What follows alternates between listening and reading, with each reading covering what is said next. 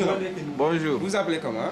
C'est Jacques Boy. Jacques Boy. Jacques Boy, vous avez en tout cas vécu la situation de ces 3 derniers jours à l'université. Et est-ce que vous pouvez revenir un petit peu sur les détails, sur les moments forts d'ailleurs, comme pour parler, comme pour les journalistes? Oui, je pense que depuis le début de l'année, il y a une situation extrêmement difficile liée aux réformes au niveau de l'enseignement supérieur qui ont été initiées par le gouvernement du Sénégal à travers le ministère de tutelle, c'est-à-dire le ministre de l'enseignement supérieur, M. Mary Teuw Niane. Depuis le début, les étudiants n'étaient pas d'accord avec les réformes. Et donc, nous étions sur le terrain pour contester les réformes parce que ces réformes ne recoupaient pas du tout les contours de l'intérêt général, les contours du développement humain. Alors, les étudiants ont toujours manifesté pour dire qu'ils ne sont pas d'accord avec les réformes. Et donc, le ministre nous a forcés à signer les réformes. Certains étudiants qui n'avaient pas, évidemment, l'assentiment des étudiants sont allés signer ces réformes. Voilà ce qui a causé évidemment la situation. Donc depuis le début de l'année, il y a eu des perturbations au niveau de l'université. Ce qui fait dire à certains même qu'on devrait invalider l'année parce que nous n'avons pas du tout atteint le quantum horaire. Alors depuis avant-hier, nuit, il y a eu des échauffourées entre les étudiants et les forces de l'ordre. Mais il faut dire que ces forces de l'ordre sont le bras armé de l'État du Sénégal. Donc M. Mary Teuw Niane est en train d'user de la violence pour amener les étudiants à surseoir à cette grève. Et nous avons toujours dit que nous allons continuer la grève tant que nos problèmes ne sont pas pris en charge. Et donc, il a utilisé la violence et vous le voyez, il y a eu des blessés à n'en plus finir. Il y a même eu mort d'homme. Donc, c'est avec un cœur meurtri que je suis en train de parler actuellement. Et là, au-delà même des morts qui sont déjà très graves, hein, mais on a constaté aussi des dégâts matériels qui sont considérables dans cette université. Exactement, c'est parce qu'au Sénégal, notre police n'est pas éduquée. Ils ont une formation au rabais, ce qui fait qu'ils utilisent la violence. Donc c'est des policiers stupides et brutaux. Ce qu'il faudrait dénoncer aussi, c'est le cynisme du ministre de l'Enseignement supérieur. Et donc je vais dire à tous les camarades de ne plus regagner les amphis tant que l'ensemble des problèmes au niveau de l'enseignement supérieur ne sont pas pris en charge. Ces dégâts matériels doivent être payés. L'État du Sénégal devra rembourser tous les dégâts matériels qui ont été saccagés par les forces de l'ordre. Donc nous demandons au ministre aussi de démissionner parce que c'est la seule chose qui va aujourd'hui. Il est devenu le problème au niveau de l'enseignement supérieur. Et tant que sa démission n'est pas effective, nous ne pourrons pas regagner les amphis. Aujourd'hui, on parle de 2 morts sûrs et même peut-être éventuellement parce qu'il y a des cas très graves. Et par rapport à ça, aujourd'hui, la mesure prise exactement aujourd'hui sur le champ, c'est quoi par rapport aux étudiants?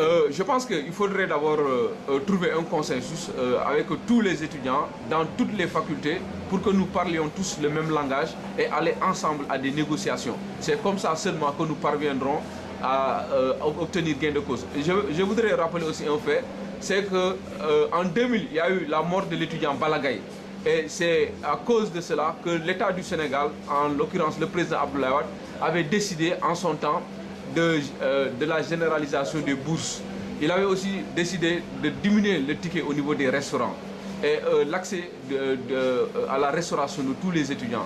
Donc pour cette année aussi, nous allons réitérer la même chose, c'est-à-dire que tous les problèmes soient pris en charge. C'est comme ça seulement que nous pourrions regagner les amphis. Mais là, quand on constate à l'université, on a l'impression que les étudiants ne sont pas trop révoltés. 2 morts, des ordinateurs volés, de l'argent pris partout. Et c'est quoi? Vous êtes abattus? Vous êtes un peu dépassé ou vous êtes en train de vous organiser? Non, je suis en train de vous dire que c'est avec un cœur meurtri que je suis en train de m'exprimer. Vous voyez? Donc les étudiants sont complètement courroucés par la situation. Mais pour le moment, d'abord il faut des préalables.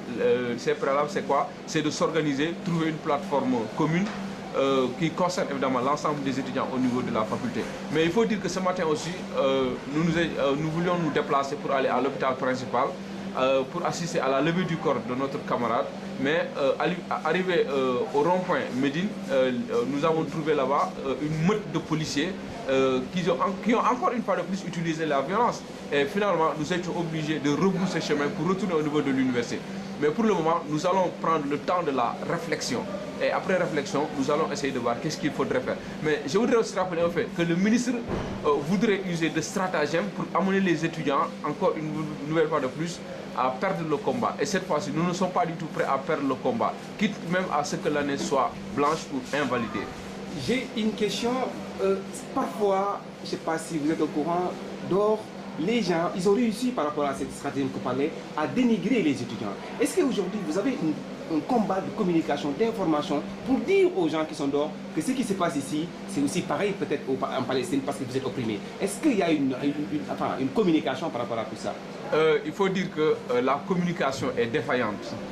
Mais aussi, nous avons des médias d'État. Et aujourd'hui aussi, on peut dire que ce sont ces médias d'État qui sont en train de véhiculer la politique de l'État du Sénégal. Et aujourd'hui, les étudiants sont stigmatisés. Nous sommes stigmatisés alors que nous sommes en train de défendre de bonnes causes. Et c'est cette situation extrêmement déplorable. Mais aussi, il faut dénoncer un fait, c'est qu'il n'y a plus d'amicale au niveau des universités. C'est devenu une armée mexicaine. Les gens sont en train de mener des combats d'arrière-garde et cela, il faut le dénoncer. Les étudiants ne sont plus conscients de la situation qui prévaut actuellement au niveau de l'université.